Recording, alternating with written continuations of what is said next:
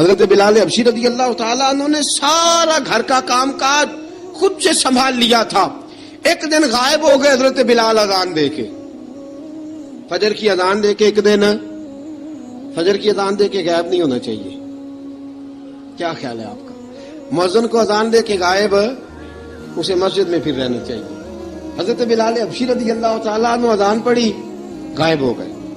صحابہ ڈھونڈ رہے ہیں بلال کدھر ہے, اقامت پڑھے. حضور نے فرمایا ٹھہر جاؤ, بلال آئے گا تو اقامت پڑھے گا.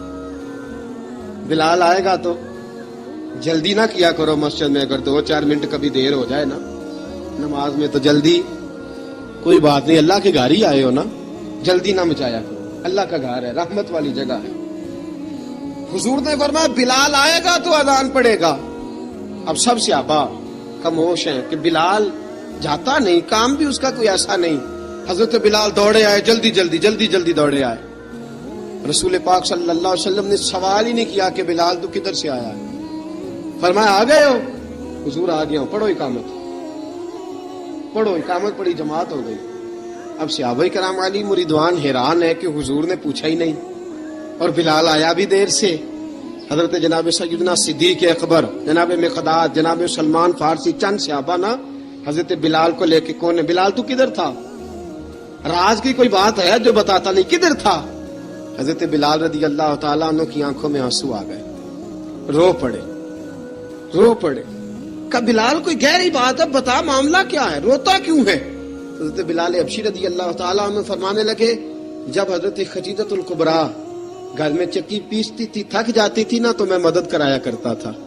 کتنے دن بیت گئے, جب فجر کی اذان دینے کے لیے گزرتا ہوں تو حضرت فاطمہ الزہرا کے بچے روتے ہوتے ہیں. فرمایا میں نے حضرت فاطمہ کو گود میں کھلایا ہے. مجھے اپنے محبوب کی شہزادی سے بڑا پیار ہے. کئی دنوں سے حضور کی خدمت میں عرض کر رہا تھا یا رسول اللہ کو مہربانی فرمائیں. حضور نے رات پیغام بھیجا ہے سیدہ فاطمہ کو کہ بلال جب آئے تو پردہ کر کے اندر چلی جایا کر. حضرت بلال فرماتے ہیں اذان دے کے گیا تھا حضرت فاطمہ کے گھر.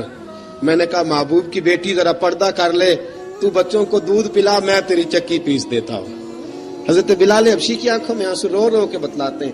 فرمایا سیدہ طیبہ طاہرہ حضرت فاطمہ الزہرا, میرے حبیب نے پتہ کیا فرمایا؟ فرمایا جس نے فاطمہ کو راضی کیا اس نے تو مجھے راضی کیا.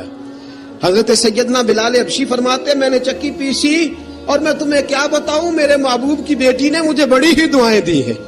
انہوں نے مجھ پر بڑا ہی اظہار محبت فرمایا ہے. فرمایا میں آذان سے لے کر جماعت تک لوگ تسبیحاں رولتے ہیں, لوگ قرآن کی آیات کی تلاوت کرتے ہیں. آذان سے لے کر جماعت تک لوگ مختلف قسم کے اذکار میں مشغول ہوتے ہیں.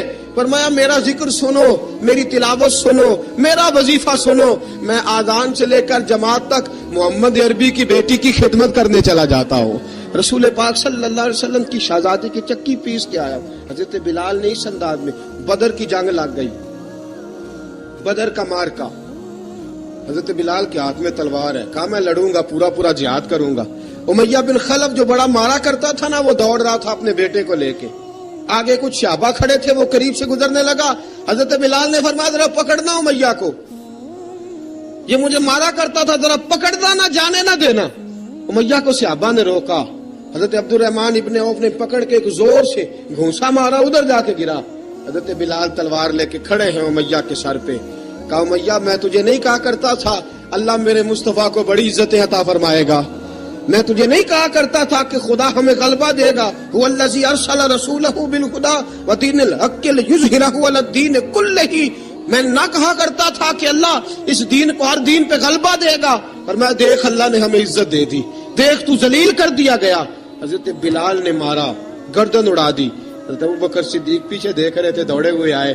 کہا بلال مبارک ہو, بلال مبارک ہو, آج تو تیرے سارے بدلے پورے ہو گئے. حضرت بلال نے سجدہ شکر ادا کیا. میرے دوستو بڑی باتیں ہیں جناب بلال کی کرنے والی. یہ وقت ساتھ نہیں نہ دیتا کسی کا, یہ رک جاتا ہے, یہ کہتا ہے کہ بس اب رک جاؤ, وقت ہو گیا آگے گزرنے کا. حضرت بلال حبشی رضی اللہ تعالیٰ عنہ رسول پاک کا وصال ہوا نا, حضرت بلال نے منہ سے لفظ ہی کوئی نہیں ادا کیا. کسی نے اپنا دکھڑا کسی انداز میں سنا لیا. حضرت عمر نے کہا, جس نے کہا حضور وصال کر کے گردن اڑا دوں گا. حضرت عثمان غنی نے کہا خبردار کوئی مجھے آ کے نہ بتائے کہ مصطفیٰ وصال کر گئے. حضرت علی المرتضیٰ رضی اللہ تعالیٰ عنہ نے فرمایا نہ بھائی میرے مصطفیٰ پر تو موت آتی ہی نہیں جس طرح عام لوگوں پہ. سب لوگوں نے اپنے اپنے اظہار کر لیے نا. بلال نے کسی کو دکھ بتایا ہی نہیں. ایک کونے میں بیٹھ کے نا حضرت بلال اکیلے آنسو بہاتے رہے, کسی کو بتایا ہی نہیں, اکیلے روئے. ایک شخص کہنے لگا یار بلال بولتا نہیں. کہا نہ بلاؤ اسے. عصر کی نماز کا وقت ہوا نا تو وہ بلال جو کعبے کی چھت پہ بغیر سیڑھیوں کے چڑھ گیا تھا, وہ بلال جو کعبے کی چھت پہ بغیر کسی سہارے کے چڑھ گیا تھا, اس بلال کو کہا کہ بلال چڑھ ذرا آذان پڑھ مسجد کی چھت پہ چڑھ جا. حضرت بلال کئی بار چڑھے اور کئی بار گرے, کئی بار چڑھے اور کئی بار گرے. حضرت بلال حبشی رضی اللہ تعالیٰ نے آواز دی, کہا سلمان میری مدد کرنا, میری مدد کرنا, اب مجھ سے چڑھا نہیں جاتا, اب مجھ سے جایا نہیں جاتا. جناب سلمان فارسی نے بھی سوال نہیں پوچھا کہ بلال تو بیمار ہے, یہ نہیں پوچھا. حضرت بلال کو 2-4 صحابہ نے اٹھایا, چھت پہ پہنچایا. بلال نے اذان شروع کی. جب کہا نا اللہ اکبر اللہ اکبر, وہ آواز جس میں بڑا سوز ہوتا تھا, بڑی درد, بڑی بلندی ہوتی تھی, بڑا جوش خروش ہوتا تھا, آج وہ آواز دب گئی. جب بلال نے کہا نا اشہد ان لا الہ الا اللہ, حضرت بلال رضی اللہ تعالیٰ عنہ نے تھوڑی دیر روک کے سانس لیا. جب کہا نا اشہد ان محمد رسول اللہ, جو سارے چپ کھڑے تھے نا ان میں سے ایک بابا رو پڑا, جس کا نام ابو بکر صدیق تھا. جب حضرت ابو بکر صدیق کی آنکھ میں آنسو آیا تو حضرت بلال چھت کے اوپر زمین پہ گرے, زمین پہ گرے اور کہا ابو بکر یہ ڈیوٹی کسی اور کی لگا دے, یہ ڈیوٹی کسی اور کی لگا دے, اب میری روح اجازت نہیں دیتی, مصطفیٰ کریم کے بعد مجھے اذان نہیں پڑی جائے گی. آپ نے واقعہ سن رکھا ہے کہ ایک بار صحابہ نے بلایا, دوبارہ آئے, حضور خواب میں ملے, کہا بلال تو آتا کیوں نہیں. بلال چھوڑ کے چلے گئے تھے, فرمایا اب میرا یہاں دل نہیں لگتا. ملک شام کے شہر حلب میں چلے گئے تھے, چھوڑ دیا تھا مدینہ منورہ, اب میری نگاہوں میں جچتا نہیں کوئی, جیسے میرے محبوب ہیں ایسا نہیں کوئی. حضور خواب میں ملے, آئے مدینے, حضرت بلال آخری بار. لوگوں نے کہا اذان پڑھو, کہا مجھے وہ اذان بھول ہی گئی ہے جو مجھے مصطفیٰ کریم کے زمانے میں پڑھا کرتا تھا, مجھ سے نہیں پڑھی جاتی, نہ مجھے کہو, میں کیسے پڑھوں. امام حسن اور حسین نے آ کے دامن تھاما نا تو کہا بیٹا میں تمہاری نانی کا بھی نوکر رہا ہوں, میں تمہاری ماں کی چکی بھی پیستا رہا ہوں, مجھ سے کوئی فرمائش نہ کر ڈالنا, میں نے نوکری کی ہے, اور مجھے اگر اللہ نے توفیق دی تو میں تمہارے بچوں کے پیر بھی دھویا کروں گا. لیکن امام حسن رضی اللہ تعالیٰ عنہ نے فرمایا بلال ایک بار تو اذان سنانی پڑے گی. سنائی بلال نے اذان. کوئی گھر مدینے میں ایسا نہیں تھا جہاں سے رونے کی آواز نہ آئی ہو. حضرت عمر فاروق رضی اللہ تعالیٰ عنہ اپنے زمانے میں شام گئے تو جناب بلال حبشی رضی اللہ تعالیٰ عنہ سے کہا کہ اذان پڑھو. حضرت بلال نے فرمایا میں پڑھ ہی نہیں سکتا. بڑی ہمت کے بعد اذان پڑھی اور جناب بلال نے کہا تم اگر روئے نہ تو میں اذان پڑھوں گا, رونا نہ, وعدہ لے لیا. حضرت عمر تو نہ روئے لیکن معاذ ابن جبل نے رونا شروع کر دیا. جب معاذ ابن جبل روئے تو پھر عمر بھی روئے, جب عمر روئے تو پھر بلال بھی روئے. وہ اذان اشہد ان لا الہ الا اللہ تک گئی. رسول پاک کے بعد پھر اذان اس سے آگے بڑھ نہ سکی. حضرت بلال کا وقت وصال آیا. حضرت ابو درداء کے داماد تھے جناب بلال حبشی.